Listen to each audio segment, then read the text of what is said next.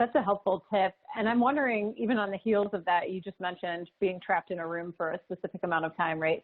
But one of the things we've heard from people is, I can't imagine taking what would be a 3 or 5 day process and doing it in front of a computer. It's just like, ugh. Yeah. Yeah.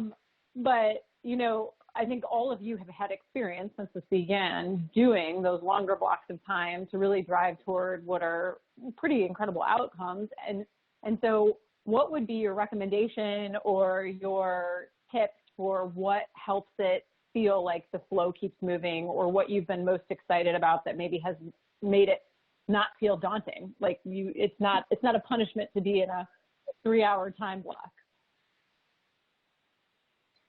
Yeah, I can speak to that. I don't want to take too much airtime because I know everyone's got good thoughts on this. We've sort of decided that we're not going to do anything longer than 2-3 hours at any given time. It's just too much of a mental drain on folks to kind of keep their attention at that moment. And so for sprints, for example, that would normally be 3 to 5 days, we spread those out over the course of several days.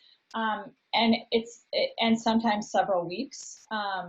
What has been a really interesting and positive learning from that is that people's energy level, I have found, is actually much higher breaking it out over the course of time rather than being in a room altogether.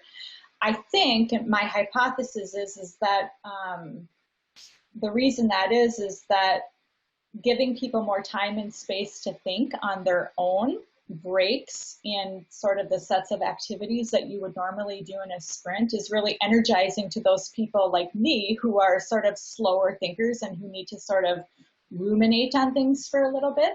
And so we've actually used this virtual challenge to our advantage and gotten really good feedback from particularly that thinking style type of person, that this works way better for them.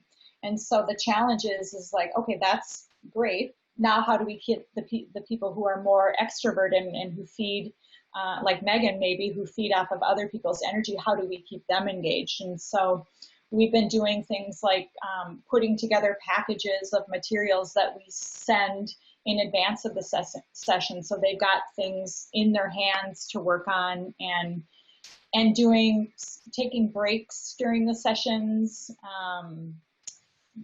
like social breaks. We've got actually a team meeting, I think next week, where we're having a sommelier virtually come into the meeting, and we're doing a wine tasting.